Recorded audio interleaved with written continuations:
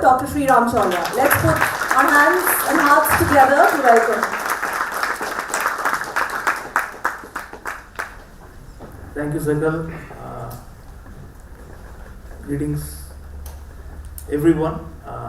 It's great that we have restarted in-person events after a long hiatus. So I consider the timing of this book very fortunate, because there's been a lot of online discussions and launches, and we were worried about whether it will just go into this cyberspace oblivion.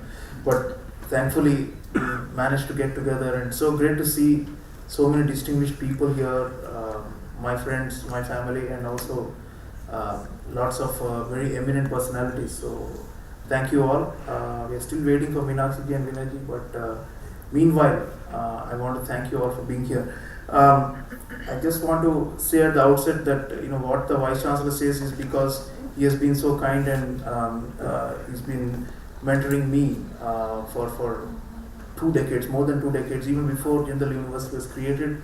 So, like I say in the acknowledgements, the growth of our institution and the extraordinary success of the School of International Affairs, a lot of it owes to the autonomy and the vision that Professor Rajkumar gave us. So, thank you, Raj. Thank you so much for all of this. I want to acknowledge Ambassador Lakshmi Puri's presence here. She is in many ways the doyen of the diplomatic corps, and I think Hardeep ji, Union Minister, and Lakshmi Puri ji also have known me for a long time, and they are really also my guardians in many ways. I treat them that way.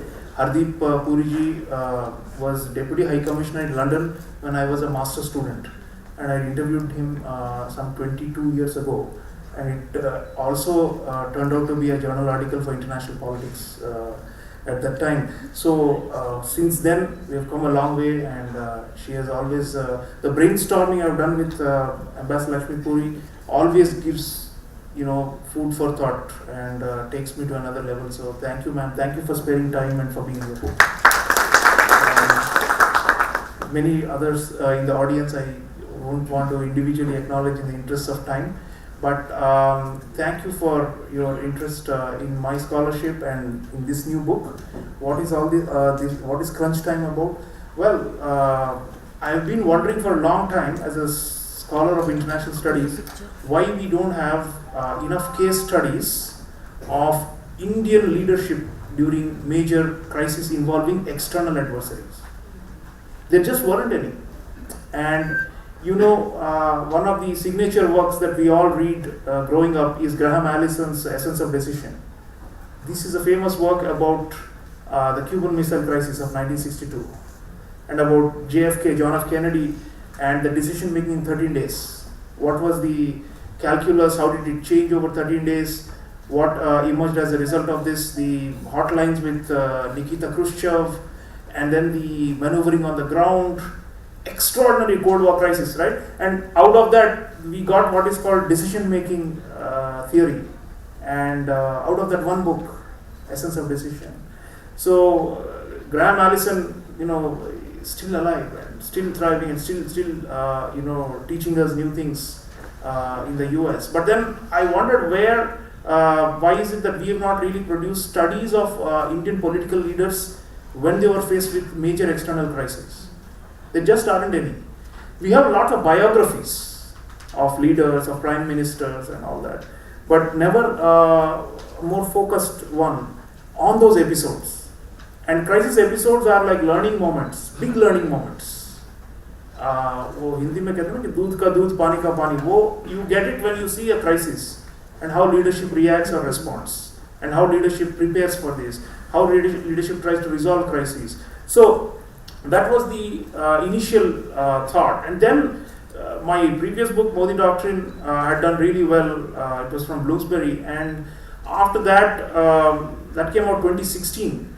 That's when actually the big national security crisis started hitting us. So we had 2016, the Pathankot and Uri attacks, followed by the surgical strikes. Then we had the Doklam crisis with China in 2017 on the tri-junction with Bhutan. Then 2019, still fresh in our memories, the Pulwama attack and the Balakot strike. and the most recent and in many ways arguably ongoing crisis, but it's a little bit on slow boil right now, the one in eastern Ladakh, Aksai with the Chinese.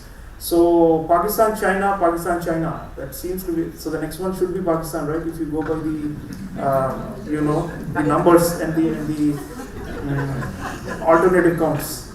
But the point is, these have been our two major external adversaries, and you cannot choose geography, right? I mean, that's a given, and the geopolitical environment is a given. So crisis in many ways is inevitable, and however much we would want accommodation, they may not want it, or the broader global configuration may not want it to happen. So this is not about peace with China or peace with Pakistan. This is actually about a profile in or a study in political leadership in the midst of mega crisis that India faced with our two adversaries, and the evolution of what we call our strategic culture.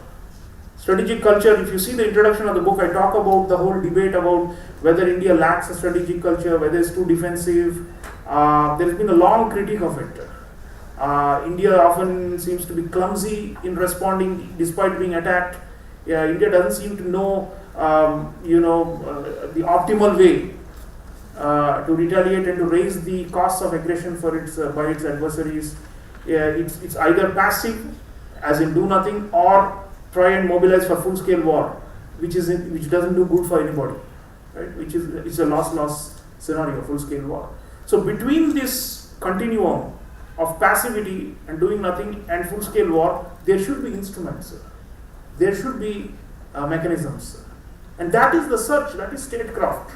And here, what I'm arguing in crunch time is that under Prime Minister Narendra Modi, we have tried to find that statecraft and to try and finesse the tools by which we can respond without having to be meek and submissive on one end, or to escalate to the point where it leads to mutual destruction, mutually assured destruction.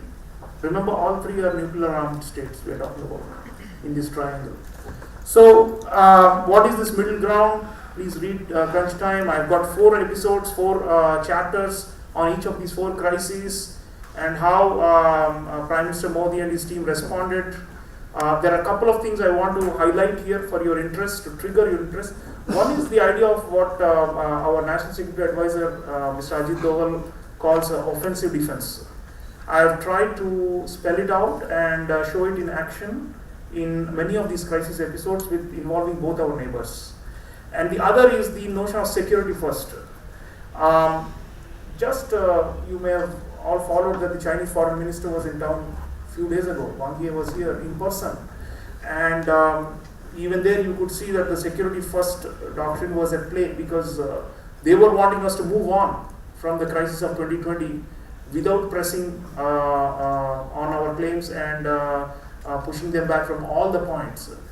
We have succeeded in repelling them at a number of points, and our friends Aditya and so on have been covering it for the last 2 years in infinitesimal details. So you're all familiar with this. But the reason I'm mentioning this crisis, and this is chapter 4 of the book, the Eastern Ladakh crisis, is that the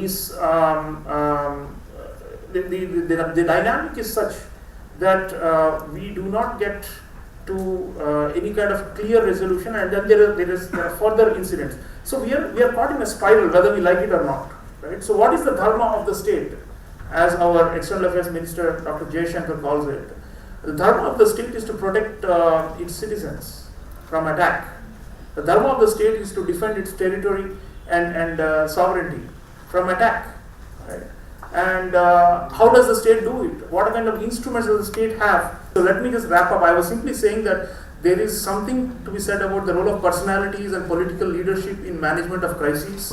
And if you read it and if you go deep down, security first, offensive defense, I've covered a lot. I've tried to give a doctrinal shape to the Modi government's approach to our two principal adversaries. My claim is that India is safer and stronger today than it was before 2014. If you read the introduction, I made a comparison to the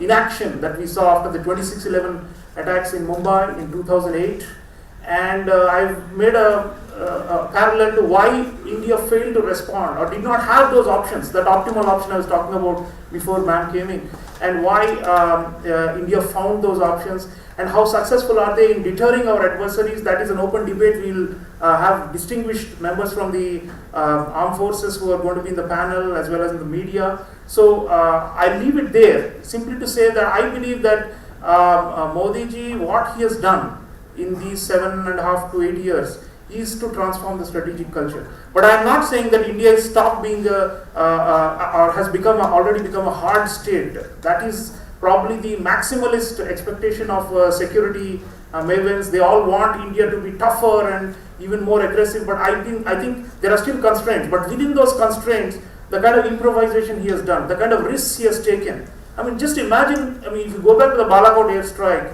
or the counteroffensive we did with the Chinese at the LAC. These are extraordinary initiatives. The armed forces were always ready for these. They were prepared. They had the plans. They had the coordinates. They wanted to strike, so to send a message in response to aggression. But then previous leaders did not either have the guts or the vision or the strong nationalistic base or the social base or the support which Modi ji has. So you please read the book and judge it for yourselves. What happened with Mumbai in 26/11? And why were we a failure then? And why are we no longer that kind of a soft state? Where are we going? Will we become a hard state? I don't think so.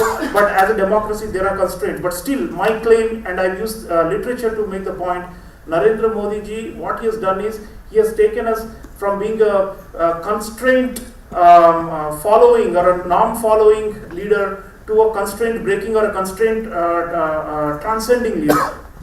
Just think about it. There are constraints in the international system, neighborhood, balance of power, nuclear weapons on all sides, fear of escalation to full-scale war, fear of international condemnation. If we take a strike, you know the typical response whenever we are attacked, people say, well, exercise restraint. Does that work? Is that good enough for us? No. It doesn't deter our foes. So, Modi ji has taken risks. He has gone beyond this whole restraint business, and at the same time he has done calibrated and proportional responses. We don't want full-scale war with anybody. We are the last country on this earth who wants this. We are already witnessing many major crises around the world right now with full-scale war. So, sub-threshold, beneath the level of full-scale war, I think we have threaded the needle, and I think the Modi-Doval combine, who I've mentioned in the book a lot, and I've analyzed their modus operandi, the way of responses. I think that that is setting a higher benchmark now for every successive leadership. 2024, 2029, let's say 2029, Modi ji is no longer there. Suppose.